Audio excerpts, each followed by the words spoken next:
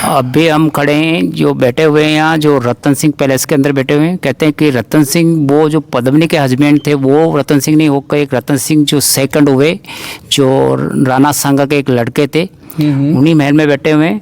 और इसी महल का निर्माण जो रतन सिंह जी की जो लड़के, जो रतन सिंह जी ने जो निर्माण कराया, जो राणा सांगा के लड़के थे। और ये सबसे ओल्ड और सबसे बड़ा महल है। और यहाँ हमारा जो बचपन गुजरा है, हम छोटे थे। इस चीज़ में मैं गोपाल जी ऐड करना चाहूँगा एक चीज़। यहाँ पे एज आप गाइड हमें देख रहे होंगे इनके साथ पूरे दिन, सुबह 9 बजे से अभी दोपहर के 2 बज गए हैं, ये कंटिन्यूस हमारे साथ हैं। हर जगह की चीज़ें इतनी विस्तृत जानकारी दे रहे हैं, जो कि एज अ गाइड से बढ़ के, क्योंकि इनका बचपन इसी जगह में बीता है। तो बचपन यहाँ बीतने के साथ इनके दादाजी और भी अपने पूर्वजों के बारे में बता रहे थे, तो यहाँ पे सेवा देते आए हैं।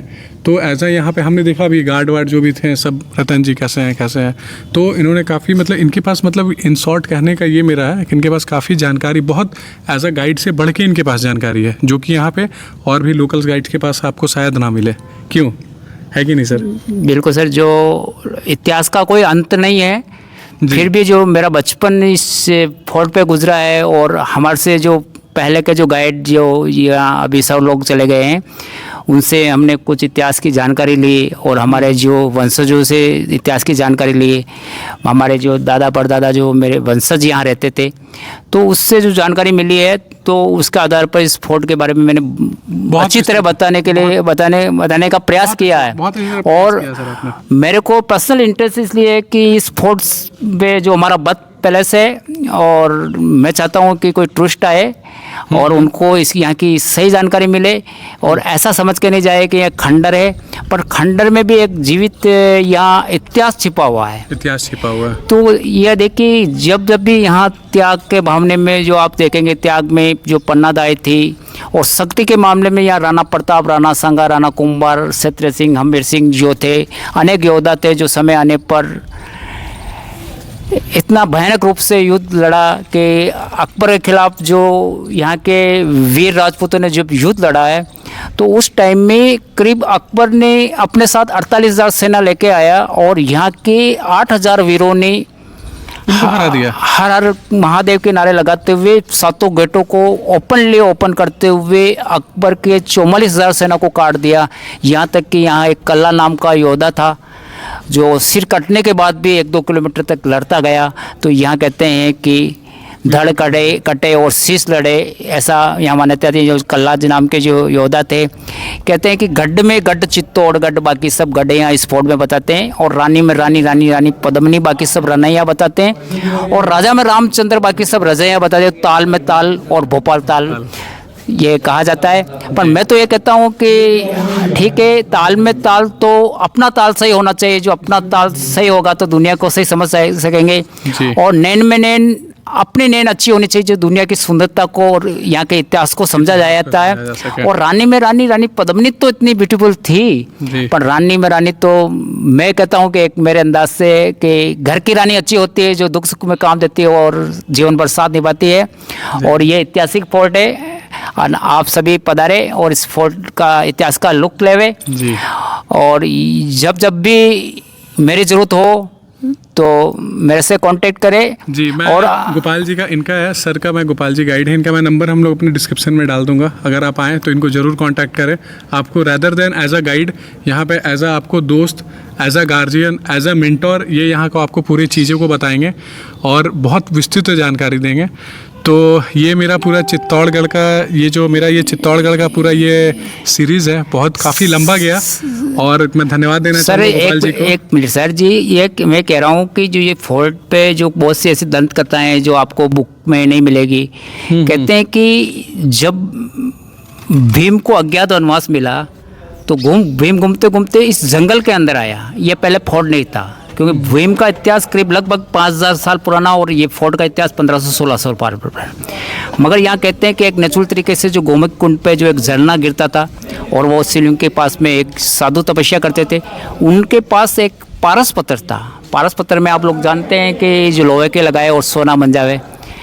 तो जब भीम को इस बात की जानकारी हुई कि ये महाराज जी के पास जो पारस पत्थर है, तो ये पारस पत्थर चरण स्पर्श करके पारस पत्थर की डिमांड की भीम ने, तो महात्मा जी ने देखा कि भीम जैसे बलशाली आदमी को मना भी नहीं कर सकते। आप सोच सकते हैं कि भीम 52 हाथियों जितना बल था। तो उस टाइम में साधु जी ने एक शर्त ऐसा रख दिया था कि उस शर्त को भीम पूरा कर नहीं पावे और पारस पत्र का इसका दुरुपयोग नहीं हो, कि भीम को महात्मा जी ने कहा कि एक रात के अंदर इस पहाड़ी पर, ये पूरा जंगल है, इसमें एक रात के अंदर परगोटा बना दिया जाए, जैसे कच्चे पत्रों का जो खेतों में बनाते हैं ऐसे, तो आपको पारस पत्र मिल जाएगा। तो भीम बड़ा परेशान हुआ, ऐसा हो सकता नहीं, एक रात में इतना बड़ा पहाड़ी किस तरह कवर किया जाए। मगर ये बात जब भीम ने अपनी माँ कुंती को बताई तो कुंती के और सूर्यदेव के एक वचन बाकी था, उसी वक्त आराधना करके एक वचन मांग लिया। और उस वक्त कहते हैं कि लगभग 6 मंथ तक जो नाइट बना उसमें 80% जो परगोटा इस पहाड़ी का बना दिया था और कुछ अनकम्प्लीट था। और साधु के दिल में आया कि पारस पत्र चला जाएगा, तो जहाँ काम का एंडिंग हो रहा था वहाँ महात्मा जी ने अपने आप को मुर्गा बना के मुर्गे की आवाज़ मांग दी। इतने सालों पहले मुर्गा बोलना इट मीन्स सुबह हो जाना था, पहले घड़ी का चलन नहीं था, धूप घड़ियों का आविष्कार बाद में हुआ, तो मुर्गे के ऊपर भी दिन उग जाना मानते थे। जैसे ही भीम को ये जानकारी हुई कि मुर्गा बोल गया और दिन उग गया, तो भीम का जो अधूरा जो बोल रह गया उससे वो इतना क्रोधित हुए कि अपना गुस्सा शांत करने के लिए ज़मीन पर खींच के लात मारा। तो वहाँ बहुत बड़ा सा खड्डा बन गया था और बाद के राजाओं ने उनको विकार रूप देखकर जो एक टैंक बनाया, जो काली मंदिर के सामने वाली रोड पे जो एक टैंक बना हुआ है, तो उस टैंक का अभी भी नाम है भीमलत टैंक। फिर क्या कहते हैं कि 5वीं शताब्दी में चित्रांगद मौर्य करके राजा इस पहाड़ी से अपने सैनिकों के साथ किसी दूसरे स्थान पर जा रहे थे, पर चारों तरफ वो जो दीवार देखकर इस जंगल के अंदर एंट्री हो गए और यहाँ देखा कोई ओपनली जो कोई वाटर स्टोरेज बने हुए हैं, पानी की सुविधा अच्छी है या प्लेन जगह है, तो यहाँ फोर्ट का निर्माण चित्रांगद मौर्य द्वारा बनाया गया। और इस फोर्ट का चित्रांगद मौर्य ने अपने नाम के अनुसार चित्रकूट नाम रखा था, मगर समय के अनुसार बोलते बोलते यहाँ चित्तौड़गढ़ हो गया। कहते हैं कि 5th से 8th सेंचुरी के मध्य तक चित्रांगद मौर्य जो गुजर थे उन्हीं का रूल रहा। और 8th सेंचुरी में बापा रावला हुए जो साई डायनेस्टी के किंग हुए, और कहते हैं कि भगवान राम के लव की संतानों में से एक जो संतान के रूप में एक वंश था जो बापा रावल के रूप में 8th सेंचुरी में एंट्री हुआ। और 8 से 16th सेंचुरी के मध्य तक इस फोर्ट पे करीब बापा रावल वंशों के 54 किंग्स हुए और 27 बार इस फोर्ट पे डायरेक्टली अटैक हुए। और जो जिसमें 24 बार यहाँ के राजाओं ने विक्ट्री हासिल की, मगर 3 बार ऐसा स्थिति हो गया। 1303 में रानी पद्मिनी की सुंदरता के खातिर जब खिलजी इस फोर्ट पे एक बार युद्ध हार जाता है, मगर सेकंड बार धोखे से राणा रतन सिंह को बंदी बनाकर युद्ध जीतते, तब रानी पद्मिनी के रूप में अपनी मान मर्यादा और इज्जत और स्वाभिमान को कायम रखने के लिए 16,000 लेडीज़ के साथ जोर हुआ, जो इस किले का पहला जोर हुआ। और 1535 के अंदर जब राणा सांगा की डेथ का फायदा उठाकर बहादुर शाह फोर्ट के ओर बढ़ता है, तो उसको समय को देखते हुए, यहाँ की राजपूतों में असंतोष को देखते हुए रानी कर्णावती ने एक हेल्प लेटर लिखा दूसरे राजाओं के पास में और एक राखी का धागा भेजा, मगर किसी हिंदू राजाओं ने हेल्प करने से इनकार कर दिया। तो वो सारा लेटर ले जाने वाले ने हुमायूं को दे दिया, और हुमायूं एक बाबर का लड़का था, जबकि रानी कर्णावती के हस्बैंड राणा सांगा ने उनके पिता से फाइट किया हुआ था। फिर भी हुमायूं ने एक धर्म की बहन जानकर हमारा इतिहास में नाम हो जाएगा, तो यहाँ हेल्प का बेड़ा उठाया और आगे बढ़ा। पर हुमायूं को यहाँ आने में विलम्ब हुआ और बहादुर शाह की सेना फोर्ट के काफ़ी नज़दीक स्थिति पर आ चुकी हुई थी। तो उसको देखते हुए रानी कर्णावती ने जोर करने का निश्चय किया, और जोर करने से पहले उनके दिमाग में एक बात बराबर सता रही थी कि मेरा बेटा जो उदय सिंह जो एक बच्चा है, ये किसके सुपुर्द करके जाऊँ। और उनकी मान्यता है कि जो एक बनवीर जो उनका सौतेला भाई जो रूलर पीरियड में अभी से चालपूसी कर रहा है, तो कल का कोई भरोसा नहीं कर सकती। फिर उसके दिमाग में एक पन्नादाई ऐसे शख्स है, जो पन्नादाई एक यहाँ के राणा सांगा के सेनापति सूरजमल गुर्जर की वाइफ थी। जब रानी कर्णावती के 7वां पुत्र उदय सिंह पैदा हुए, तो नेचुरल तरीके से उनको माँ का दूध नहीं हुआ, और सेम पेट में सेनापति की वाइफ के जो एक बच्चा होता है, तो माँ का दूध पिलाने के हिसाब से, पालन पोषण के हिसाब से यहाँ लाया और दोनों बच्चों को साथ पाले पोसे और दूध पिलाया। तो रानी कर्णावती ने सोचा है कि जो माँ अपने बेटे का हक का दूध मेरे बेटे को पिलाया बचपन में, वो रक्षा कर सकती है। ऐसा विश्वास जानकर पन्नादाई पर ज़्यादा विश्वास किया और पन्नादाई को युद्ध स्थल पर बुलाया। उनके हाथ में हाथ देखकर कसम खिलाते हुए वचन लिया कि मेरे बेटे की हर सुरक्षा और रक्षा आपके हाथ में है। और पन्नादाई ने अपना वचन बेखूबी निभाया।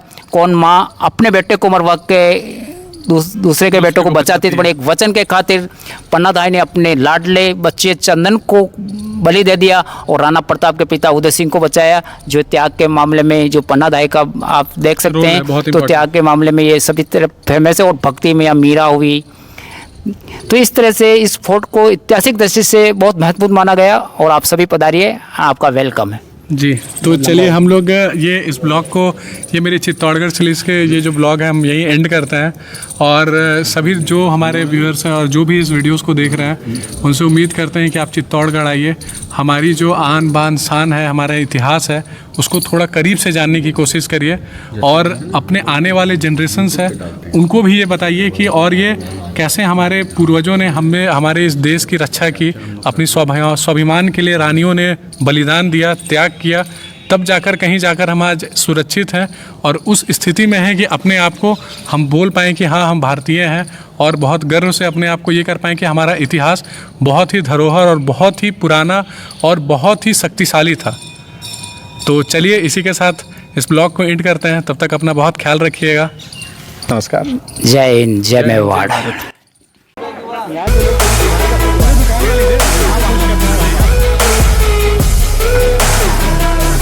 एक वीडियो में शूट करिए।